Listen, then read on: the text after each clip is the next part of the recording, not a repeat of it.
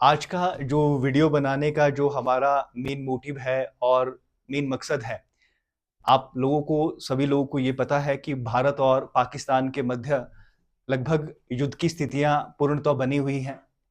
और ऐसी परिस्थितियों में हमारा जो हम भारत के नागरिक हैं और हमारा क्या कर्तव्य है, उस कर्तव्य की जिम्मेवारी समझते हुए एक छोटी सी वीडियो बनाई जा रही है, जिसमें हम यह भी कोशिश करेंगे कि हमारे क्या फर्ज है, हमारी क्या ड्यूटीज है।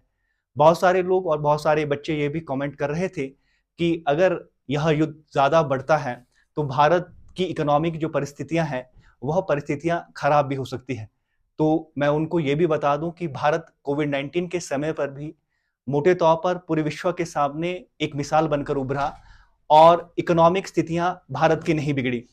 भारत ने बहुत सारे टेररिस्ट अटैक देख लिए हैं, जिसमें से अगर आप देखेंगे 2001 का, 26/11 का, अभी जो हाल में हुआ है पहलगाम का अटैक।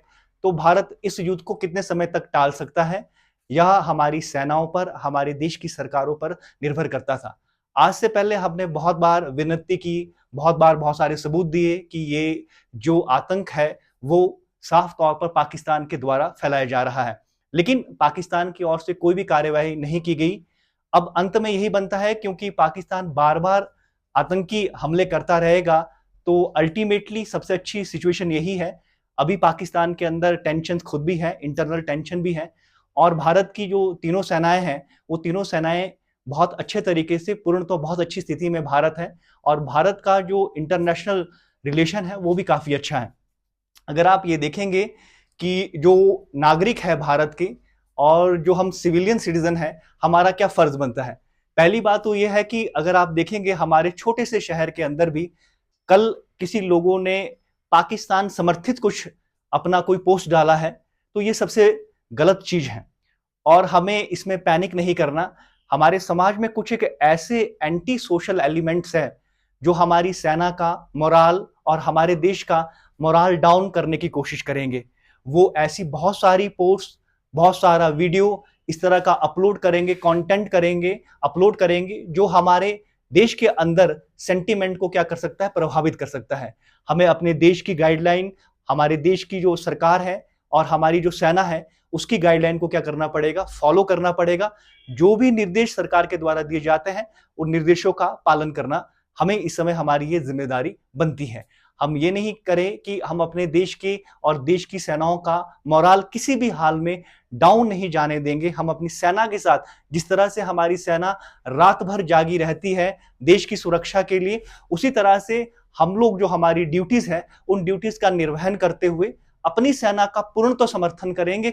आज हम यहाँ से भी सृजन आईएएस एकेडमी के माध्यम से भी यह प्रण लेते हैं, और साथ में हमें इस बात की भी खुशी है कि हमारी सेना, आज हम अपने देश में बैठकर अपने जितने भी, अपनी अगर देख लीजिए जितने भी हमारे देश के अंदर नागरिक है वो सब लोग सुरक्षित हैं।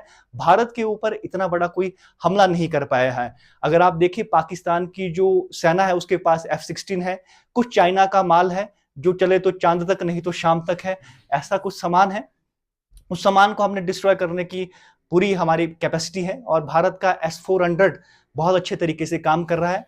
और ये जरूरी था पहलगाम के अटैक के बाद कि हम क्या करें, पाकिस्तान को जवाब दें।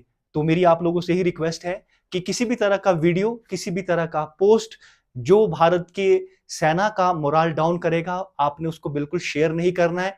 मिस इन्फॉर्मेशन बिल्कुल भी नहीं फैलानी है। जो गवर्नमेंट्स के ऑर्डर होंगे उसको आपने क्या करना है, फॉलो करना है। और आप लोग सब लोग सुरक्षित हैं, ऐसी कोई दिक्कत वाली बात नहीं है। हमारी सेनाएं बिल्कुल बॉर्डर पर क्या है, तैनात है, और हमें हर परिस्थिति से निपटने के लिए वो बिल्कुल एक तरह से खड़ी है, दिन रात खड़ी है। तो हम उनका क्या करेंगे, सपोर्ट करेंगे। तो मैं अपनी आर्मी के लिए 2-3 लाइनें इतनी ही कहूंगा कि जो लिखी है, किसी एक शायर ने लिखी है, जमाने भर में मिलते हैं आशिक कई, जमाने भर में मिलते हैं आशिक कई, लेकिन वतन से खूबसूरत सनम नहीं मिलता। नोटों में लिपट कर मरते हैं कई, लेकिन तिरंगे से खूबसूरत कफन नहीं मिलता।